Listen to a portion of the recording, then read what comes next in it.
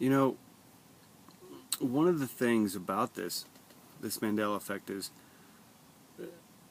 for me, up until about 2.5 months ago, everything that was going on was the work of man. It was man's hands. And I think it was Aaron Russo in an interview about 20 years ago who said, he said, either these men that are doing these things have either read the Revelations and are doing everything step by step in the Revelations, with the mark on the hand and the controlling of commerce and stuff, creating a one world government, a one world religion and all that. Either these men are doing that step by step by reading the Revelations, or the Revelations are true. They were given to mankind as a warning, and as kind of, to prepare mankind. But the Mandela effect is the JC factor, right? It's the JC factor. It is the Jesus Christ factor, because I don't believe that I don't believe that a man could do this. I don't believe it. And people want to talk about, again, the computer thing. Well, even the maker of the quantum computer says there's nothing special about the computer. It's the processor, and the processor is hooked to a chip that's vibrating. It's connected to another computer in a different reality and stuff. But there's only two of them. One of them is already employed, has already been used by university. I don't think it's a computer. And even when you talk about time travel, time travel to me is, I love these topics. Time travel is just the coolest thing ever. But how would you shift continents around? And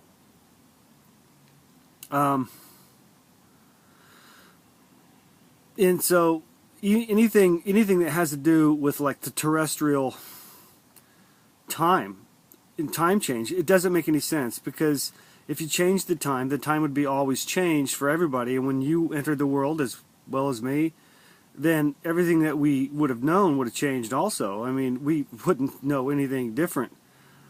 And that's not what's going on. And so, and others have suggested that, well, it's our collective consciousness that has changed these things. But there's no evidence that people wanted Australia to be the land up and over rather than the land down under. And most people are surprised by the changes. I think, prosaically, the most, the only thing that really fits is that our consciousnesses, our spirits, our katras, our beings, our essences, have in some way moved into a different earth, a different timeline. Maybe not a different physical earth, but a different timeline. And so, a timeline shifter makes more sense than a conscious shift. Even the consciousness itself, there's something about it that doesn't fit for me. I really think it's that our souls have shifted somewhere. That makes more sense. And one of the things that people aren't talking about, which I find fascinating, is being, with the Mandela effect, it's that last nail, man. This is the end times. There's no doubt about it. And one thing that I haven't heard yet, and maybe somebody else out there is talking about it, is the dead are being raised from the grave. That's really what's going on. When you hear about people dying and now they're not dead. And I remember when I was about 18 years old, when I first really started reading heavily. And I think I've read, the New Testament many, many times. And when Jesus Christ talks about, and the dead will be raised, you get this Hollywood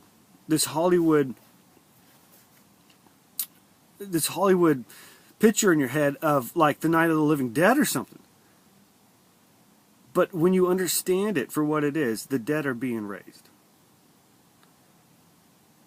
And I don't want to spend time in this anymore with so much prolonged reflection.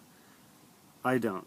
I think, my 95% is I'm satisfied with what has been said in the Testament, what has been said in the Revelations is true. And the thing is if you extrapolate it, if you go out and say, okay, what's next? It has to be that the world is continually changing. It has to be. Because when you extrapolate, according to the Word, since everything else is true, you have to conclude that the rest of the book is going to be true. And according to the Word, according to this, is the whole world will slip away. I would completely expect, in a year from now, to find out that the Ford Motor Company, never existed at all anyway. I would fully expect to wake up and know that, whole islands just never existed. Hawaii. What Hawaii? And I believe that the only thing that will be off the table are people who are spiritually involved. I think that follows the narrative of the Revelations. It follows the narrative. This is the rapture. I've never believed in the rapture ever. I told my mom once, I think you're crazy, there's no rapture, and she flipped out. Because to a lot of these people, it is, it's just codified into the cultures from Scotland from about 1890 or whatever. But maybe that's what it is. Because remember, these changes, how are these changes coming about?